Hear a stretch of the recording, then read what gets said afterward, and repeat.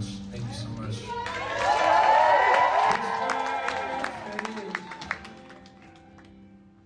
I spent so long trying to be tough. Say my name. Say my real name. Medium. Hold my hand. From Alaska Teen Media Institute, I'm Deacon Lawrence. This is Zoom Room, a youth-produced podcast where we zoom into a different theme or topic through interviews and conversations relevant to us, the youth of Alaska.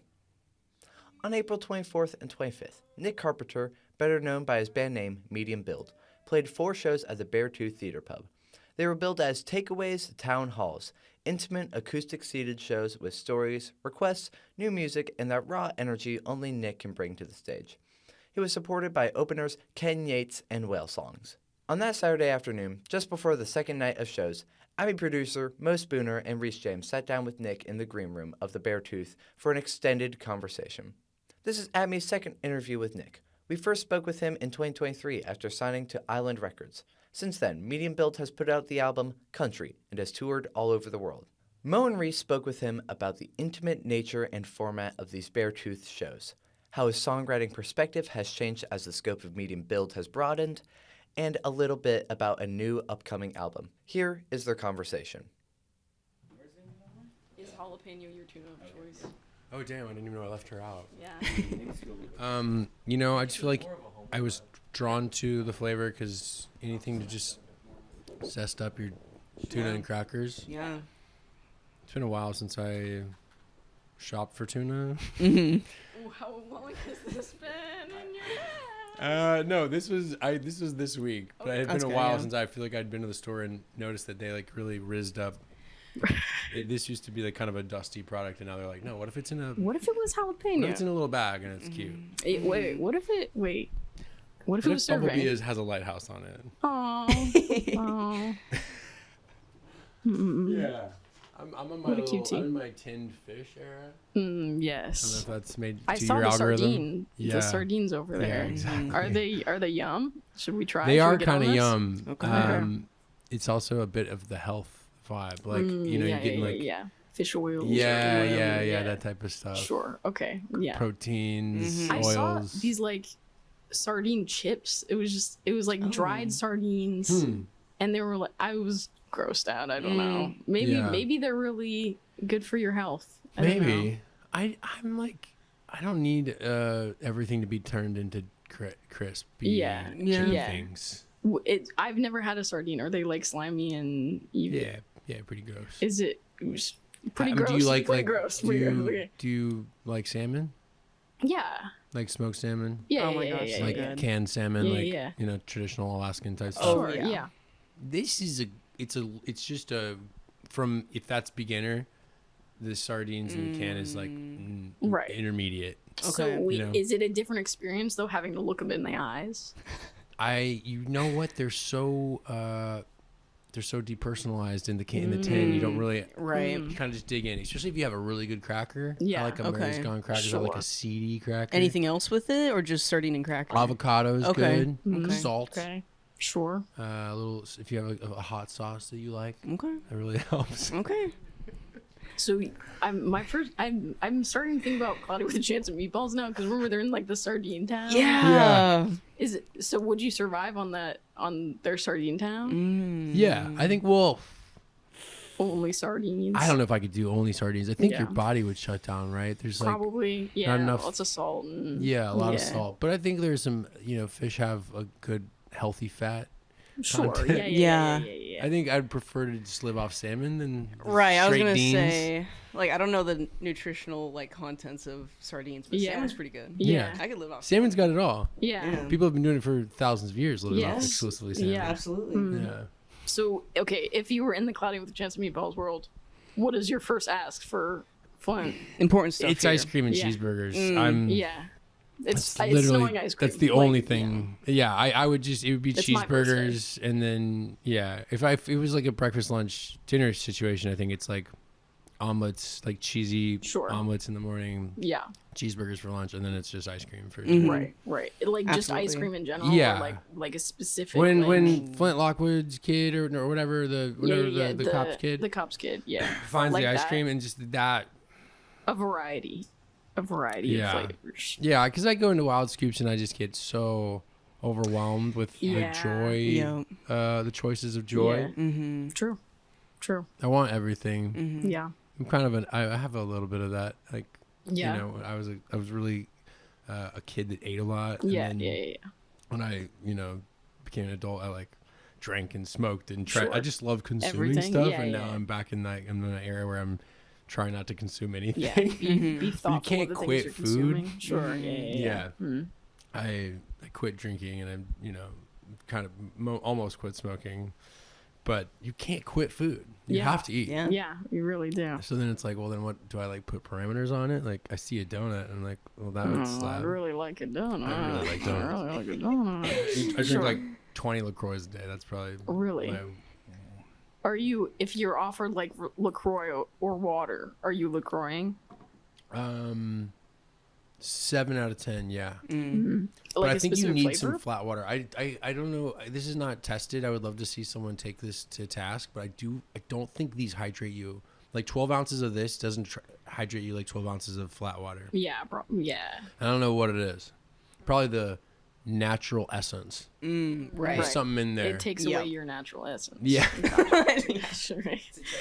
Yeah, you're Yeah, taking it from here and then Right. it responds. Yeah, sure, right. Is there like a specific flavor? Or you just like any LaCroix in my hand? Grapefruit is my preferred.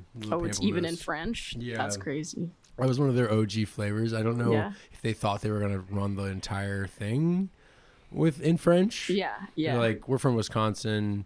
French Canada is not. Wisconsin? Yeah. Oh my They're gosh. like, French Canada is not Focus on far cheese, away. man. Yeah. Let's call it what it is. Pamplemousse. La quoi? LaCroix. And then they're like, what's the next one? They're like, does anybody know how to say lime in French? And they're like, nah. They're like, lime. Lime. Cheese, man. I don't know. Like, Yeah. Cheese LaCroix. Cheese, fromage. Oh, yeah. Fromage. Fromage LaCroix. Yeah. Hamon. Yeah, I took a Okay. year and a half French in high school and failed out. Yeah. I went through French and I got my Same. seal of biliteracy Oh. and then I forgot everything. Yeah. Yeah. It's quick. Yeah. It goes. Because Yeah. I don't know any French people. Yeah, no. Not one. Lots of French Canadians, but no. Right. Like, You ever been to like Montreal or? no, not yet. It's tough. I plan on They it. don't. It's different. Yeah, Like- they. It's so sick because it's. They really have protected the language, Sure. but being an American who doesn't speak French there, Right. they're basically like, Yeah. yo, you got about 18 hours, so you need to move out of Are this. they like? Yeah. Are they like mean, like how they are in France? I've heard. A little bit. Yeah. Yeah, there's a protection of the culture, which I like Yeah. absolutely Respect. Yeah. Yeah. For sure. sure. You Okay. can get away with English in Montreal, but you go like an hour north, they're like Right. literally get Yeah. out of town. Well, even like France versus Montreal, it's like a completely different French. They don't even understand each other basically. It's like, what are you talking about? Yeah. I don't get that. Crazy Like- how that works. Yeah. I don't know. Okay, wait. We should. Yeah, we can start the we should interview get back now. into Yeah. the real stuff. I'm already The in real- We're in it. Okay. Yeah. Would you like to start? You can go right ahead. Okay. I have read all the questions. All right. Alternatively, using this as a microphone as well. That's good. Perfect. Perfect. Could you talk about the format of the Takeaway Town Hall show? It started off with you performing with your two openers, then kind of operating as an MC, introducing both your openers before doing your own set. So, how did that come to be? I brought my favorite musicians up. They were literally the top 3 on my Spotify Wrapped last year. Awesome. So it was sort of a selfish thing of like, how do I have the best night of my life? And then how do I really like tell Anchorage, like, hey, I love you guys. I miss you guys. This is what I've been up to this year. These are friendships I've made. These are people I'm obsessed with. But I know that a lot of Alaskans and a lot of people in general, like when you're a fan of somebody, you don't always really want to buy into the opener, you know, and Alaskans are super guilty of being like, when does the headliner start? And they even printed that on the bill. They were like, it was like you could see when medium build takes the stage. So I just wanted to buck that by saying, cool, we're actually opening the entire show with like one of my most popular songs, and to kind of be like, if you're not on time, like buzz off. Yeah. But I think it as like without the just the bratty veneer of that, I think it is a great way to introduce new people. It's like, hey, those people are singing with Nick. I know Nick. Like, I love that song. And then me and Ken walk off. Olivia and Annika sing, and it's amazing. And then I go up and do one with them. And then they go off, and then I bring up Ken. Ken does a few. Ken and I do one together. And then, then I get to do mine. But at that point, everyone's like, oh, this is cute. It's like, it's hanging out. It's informal. We barely practiced the songs we're doing together, so it's got a little bit of, I wanted it to have like a house show vibe. Yeah. So people just felt cozy, and everyone's sitting down eating, it's not a stand up like beer drinking, yelling show. It's something so cozy and like familial.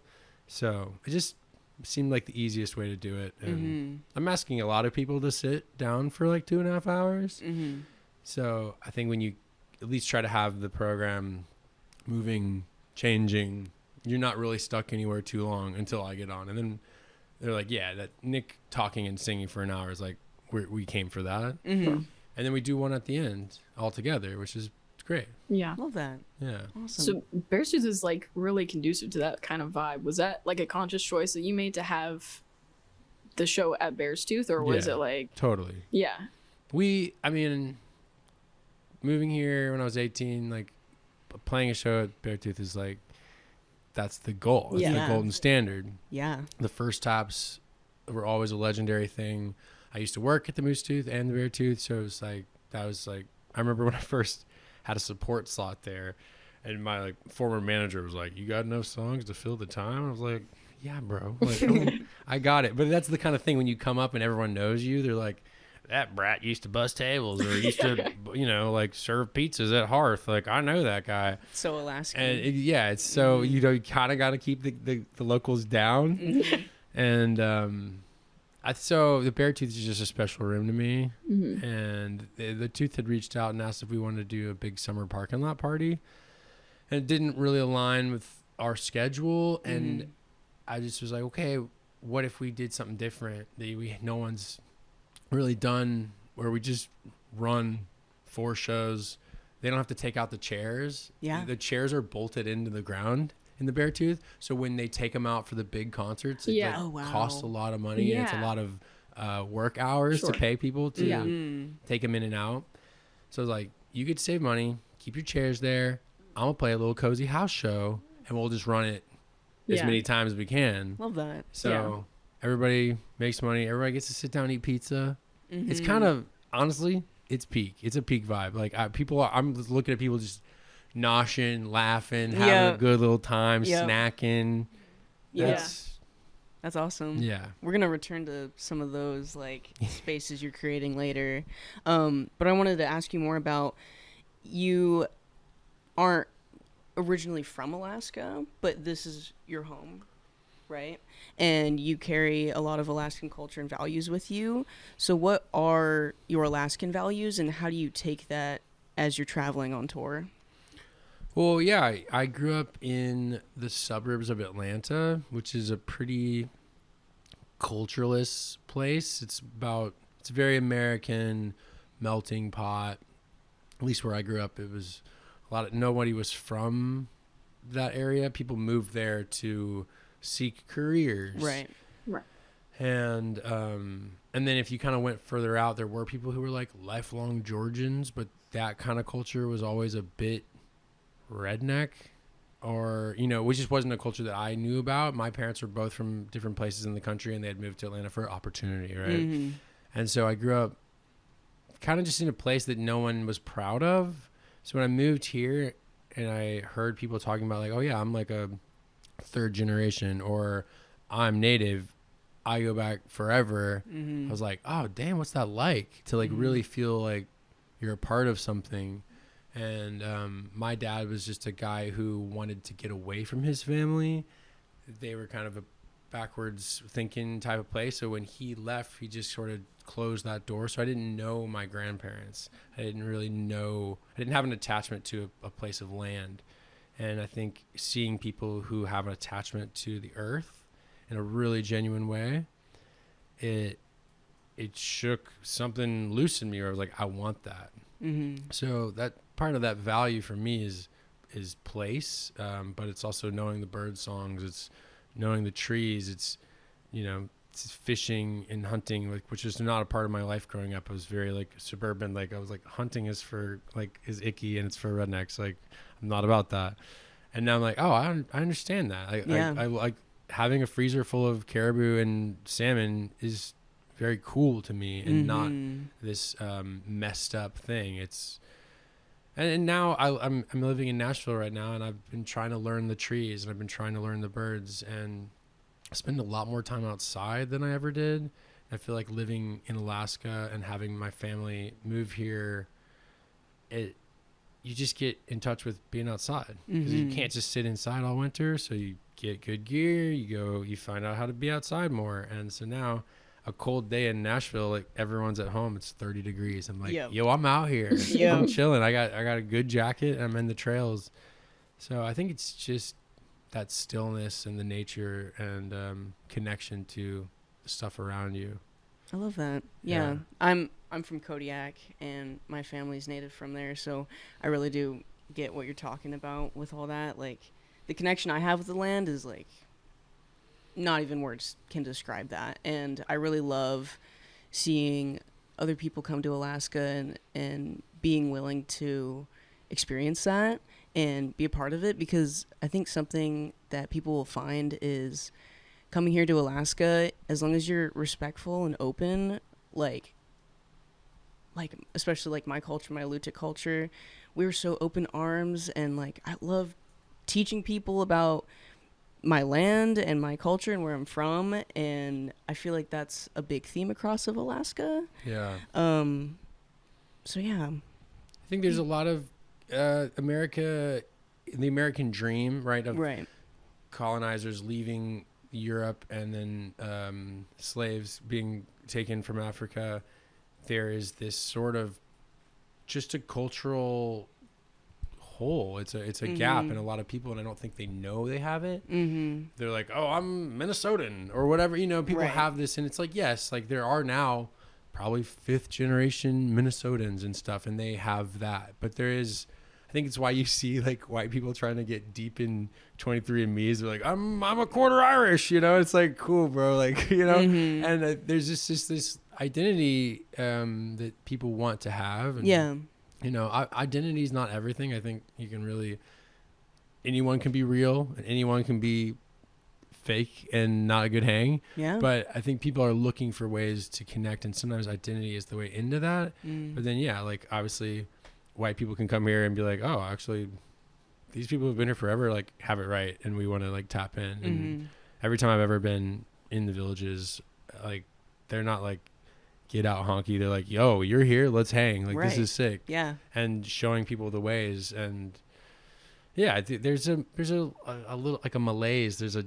just a layer of sadness in the lower 48 or in any real city where just people are just hustling.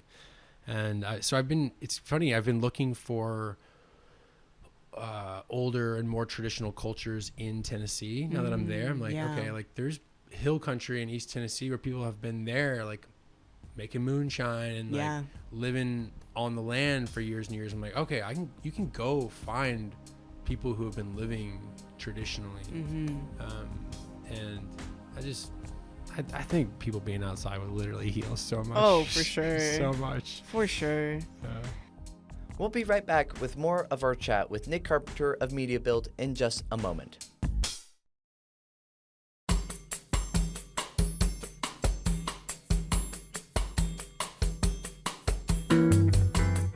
Alaska Teen Media prides itself on elevating youth voices. Alongside podcasting, we produce videos and PSAs for local organizations, offer media skills training, and provide a safe space in our studio where all youth are welcome. We're a nonprofit organization that keeps its doors open mainly through grants and donations from members of the public. If you enjoy the work that we do and want to help us support young journalists, filmmakers, podcasters, animators, and editors, you can go donate to our organization by going to alaskateenmedia.org/donate. We also have a merch store. If you want some ATMI swag, that's at alaskateenmedia.org/merch. Let's get back to our conversation with Medium Build's Nick Carpenter. Returning now to what we were talking about earlier, making that cozy space. So you're known for putting on very intimate and heartfelt shows. I saw you the first time in 2025 at Club Nightlight, and I remember you were crying, audience was crying, like it was just, but I've never experienced that before. And you just create this very tender space. So I'm curious, what was your journey in cultivating that space and also having it be so interactive and a conversation? You know, maybe not like a literal these shows last night, maybe literal conversation, but emotional, like back and forth. And you mentioned in 2023, like you've been such a fan of going to shows and smiling and laughing and crying. And now how does it feel to be the one to create those spaces for others?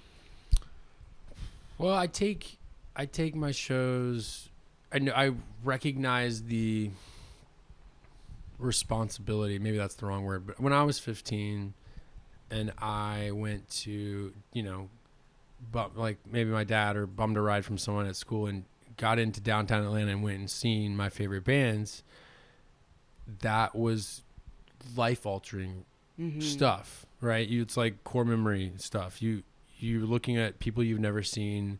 You're in this room and you don't know anyone and you're leaving your little bubble. Now you're at the show and the only thing you all have is that you know every word of this song. And then you leave with these new friends and you leave seeing people you've only ever listened to on your phone or whatever. And now they're here in front of you and you get to go to the merch table sometimes and meet them, or you meet the opener and you're like, you know them? Like, oh my God, like, tell them I say hi, and it's just like, okay, I've been that kid. I was that kid.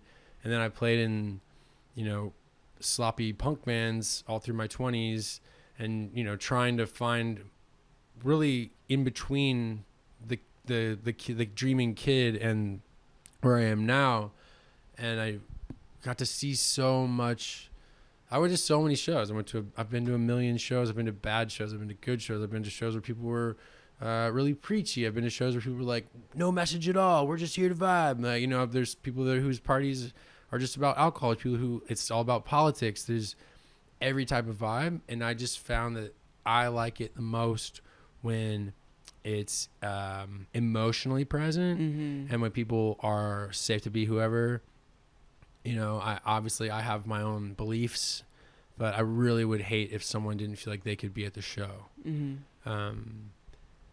I know that sounds vague, but I think the way we heal is when we're all together. And I think when we're all together, me as the leader of the vibe, being intimate, sharing stuff, crying on stage. I don't intend to cry on stage every time I'm back in Alaska, but it just seems to happen because it does feel like just getting this big hug. Yeah. Shows are a party. I love going to like a DJ and just vibing and saying no words and hearing no words and just closing my eyes and putting my face in the speaker and just, I love that.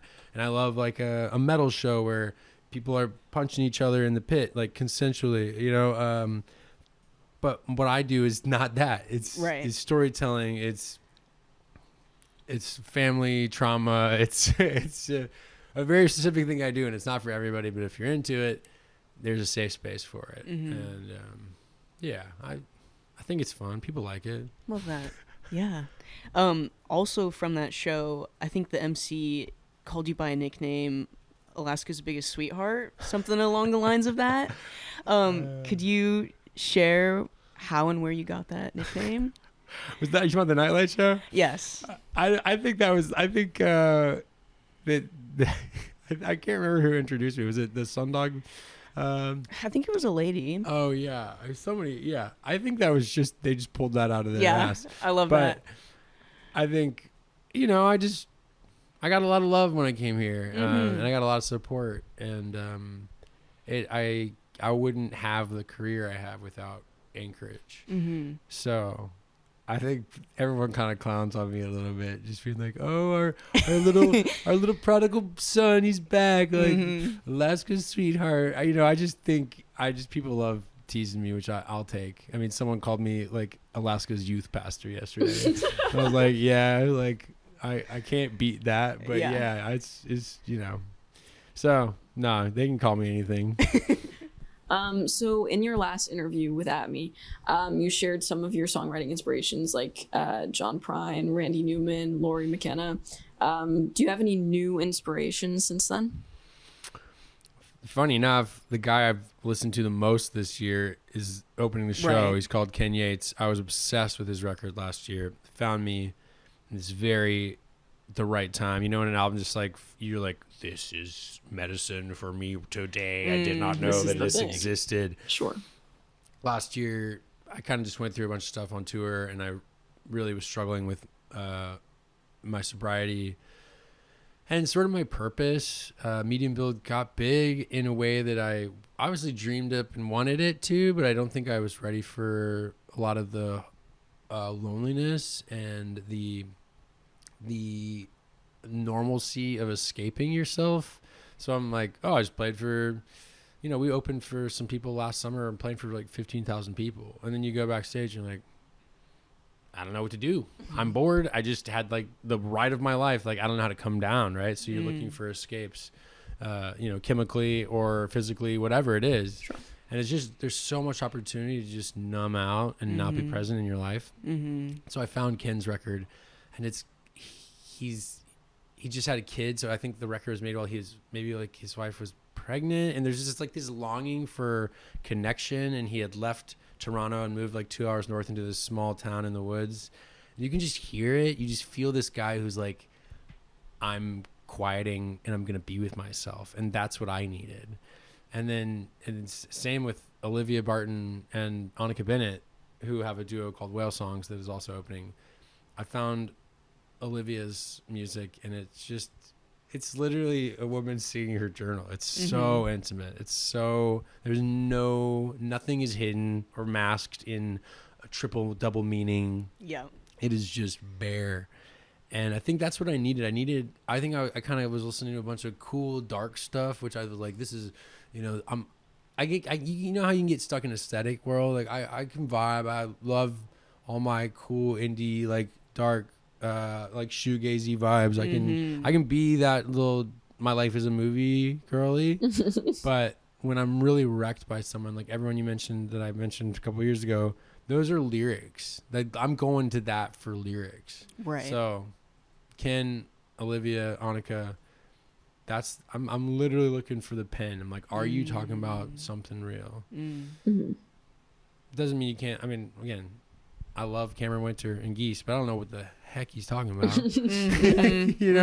So when I need to get in my therapy bag, that's where I'm going to go. Gotcha. Sure. And real quickly, how did it go from these are your two like favorite artists of the year, most listened to artists, and like how did you get them here?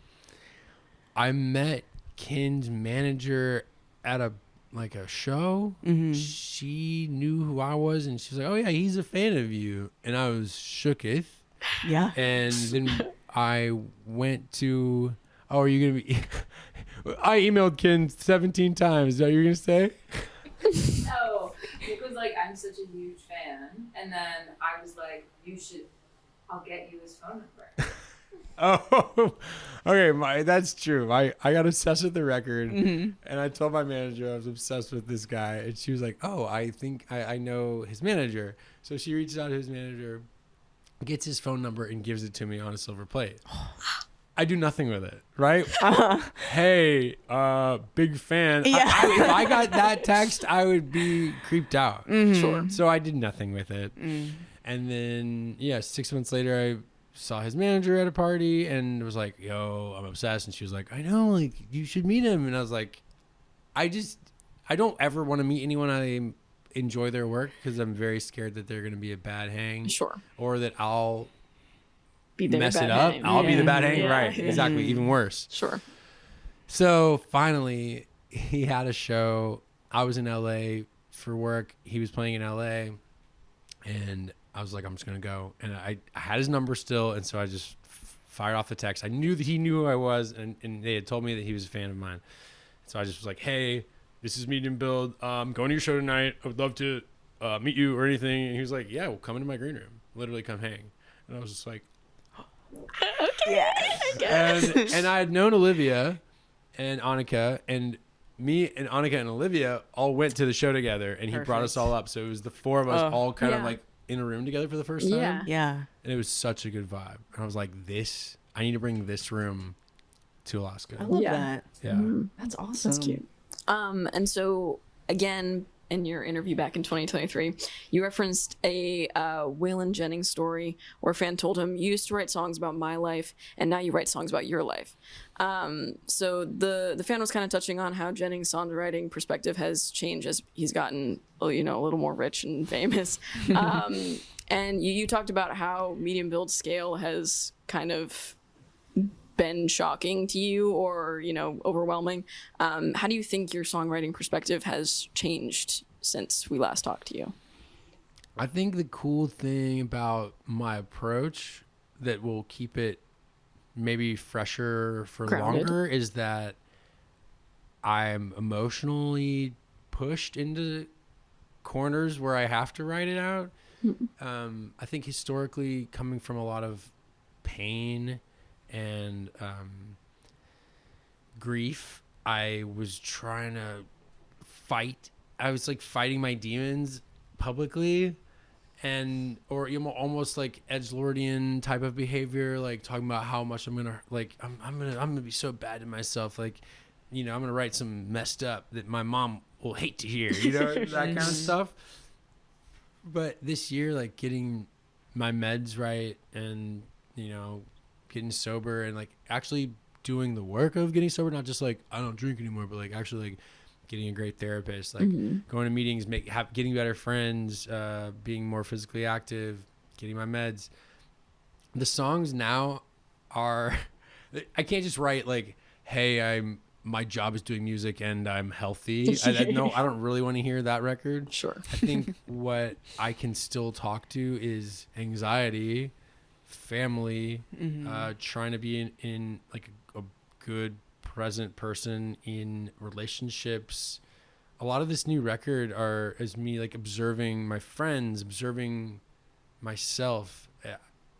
I don't want to make a record about just partying in hotels and how much tour sucks. That's a bummer. So the way I'm fighting that is just tell good stories. I mean, one of my favorite songs on the record is called Armor, and it's basically 3 verses of me just being like, I'm insane. My mind is a crazy place and I don't know how to do it. And it came out of a conversation with a friend who was like trying to help me, and I was just being a brat, and they were like, you're projecting. And I was like, whoa. And so I just like stepped back and just lived in that feeling of what am I doing? There's so much stuff to write about. There's literally, I don't need to write about jets or tour buses. I don't like, my mind is a busy place. It is a circus. There's no shortage of stuff to write about. So I think that is how I'll hope to keep it. When I start writing about pools and stuff or like Mexico, it's done. Right. Okay. We only have a couple of minutes. If you guys want to play a song. Oh, sweet. Yeah, Yeah, maybe one more cue and then a song. Sure. it'd be awesome. I don't know how about what's next for you? Bro, I made a record. It's really good. I'm super proud of it. It's called King of Having Fun, which is a little bit of a joke. The song King of Having Fun is about how when I was a kid, it was so easy to get in touch with joy. And before I found drugs, alcohol, partying, whatever phone, like before I really found a lyric is like before I found 100 ways to numb. Like I used to be the king of having fun, you know, making moves with my friends on the trampoline, doing backflips, you know, riding my bike to the store, buying a bunch of like there was just so much stuff that I would do. And now at 34 years old, I'm like, how do I get back into that guy? And I'm so proud of this album. It's there's a lot of joy on it. There's a lot of, I made it with the band, like live in the room, so every song's got like drums, and there's like a lot of, it's gonna be really fun to play live. And then we are just gonna be touring. We go out with Mumford & Sons in August, and then in October, November we'll do a big medium build headline. It's our first tour on a bus. It's gonna be sick. Exciting. Also told the boys no drinking. It'll be the first tour where it's absolutely dry, which is gonna be a challenge, I think, for some of the boys on the team, but it's gonna be really good for me. Yeah. Just to wake up and go explore the cities. I'm just like really trying to get in touch with teenage me.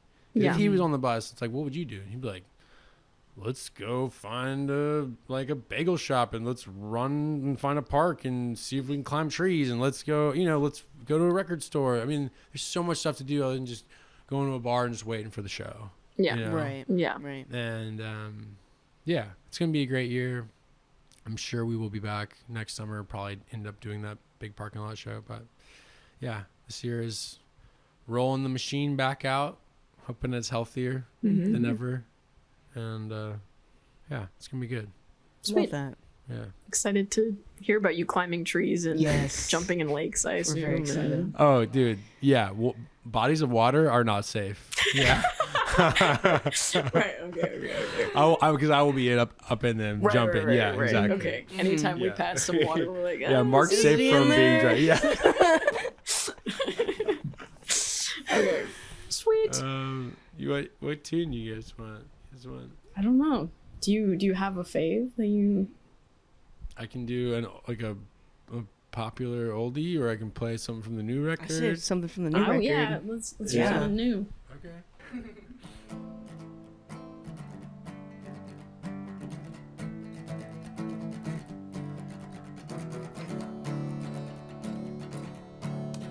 Okay, we think we're in control till we're not, then we're helpless and you turn your head, the big empty comes along. I don't wanna know how much money I got left. I don't wanna see my phone or read my messages. I wanna starve myself until I'm beautiful. Hey, what the fuck is that? Thought I could fix myself without the dysphoria. Paul heard some philosophers said hope is fear and fear is hope. I'm Sisyphus, you're the rock I'm pushing. There I go again, projecting on you. And I hate myself, so I turn it into art, something dumb. Put my armor on, no one can hurt me when I put my armor on. How come I only wanna fix it once the truck breaks down? Ends up in the gutter begging for forgiveness. If hell is real, how do I know for sure? I ain't living in it already right damn now. All around, history is repeating itself. I'm on the plane, kinda hoping that it goes down. I bet there's gotta be a piece that you get when you finally know the ride's gonna end. There I go again, projecting on you. I hate myself, so I turn it into art or something dumb. Put my armor on, no one can hurt me when I put my armor on.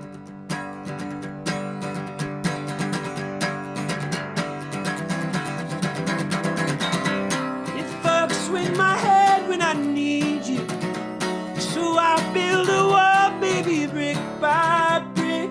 I need new ways to outrun you, but ain't nothing changing, something's gotta take a break here quick. Okay, I guess we just go until we die. I have my shift drink now, I'm dancing down the started line. You're so aware that your time is running out. I said time is love, what I'm scared of isn't empty now. Love is time, love is looking for your keys and the couch. Love is knowing you gon' say some dumb shit, run your mouth. Love is time, time is love, love is pride. If I take my armor off, will you put that blade through my side? There I go again, projecting on you, and I hate myself, so I turn it into art or something dumb. Put my armor on, no one can hurt me when I put my armor on. Wow. Thank you so much. That was incredible. Thanks. Yeah, I'm proud of that one. I like how it came out. That song was called Armor. Be on the lookout for it on Medium Build's new album, out hopefully sometime later this year. You've been listening to Zoom Room, a production of Alaska Teen Media Institute. Our show's theme music is by Kendrick Whiteman, with additional music from Devin Schreckengost. It was edited by Xander Eaton, Carter Viermeer, and Logan Earhart. Alaska Teen Media Institute is based in Anchorage, Alaska. We would like to acknowledge the Oneida people whose lands we work on. The views expressed in this program do not necessarily represent the views of our sponsors. Thanks to our listeners who contribute to our programs and help us leverage additional funds and grants. If you'd like to support Youth Voices in Alaska and help keep our podcast going, you can go to alaskateenmedia.org/donate. You can also help out by subscribing to, rating, or writing a review of our podcast on Apple Podcasts. Every little bit helps us get our stories out there. Follow us on Facebook and Instagram for all sorts of updates. For Alaska Teen Media Institute, I'm Deacon Lawrence. Thanks for listening.